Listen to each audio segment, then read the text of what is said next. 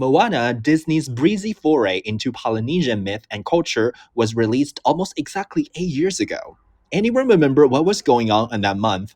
Amid an election, a reckoning, and political anxiety, Moana's anthems about voyaging beyond the confines of her coral reef, the tropical version of a glass ceiling, to save her people from environmental disaster, rang out with special feeling.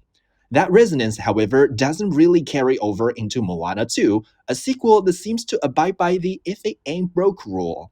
Directed by Derrick Jr., Jason Hand, and Dana Ledoux Miller, the movie charts a parallel course to its predecessor, following Moana as she leaves home on an odyssey with the island's future at stake.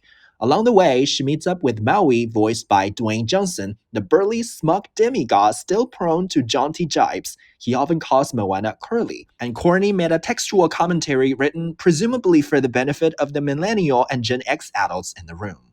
Coming off a successful restoration of the hydrosphere's ecological balance, Moana, now a practiced voyager, begins the sequel by expressing an upgraded objective: establish contact with inhabitants of nearby islands.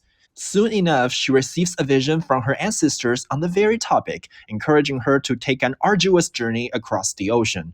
Upon her dad's urging, Moana assembles a small and somewhat haphazard way, finding crew.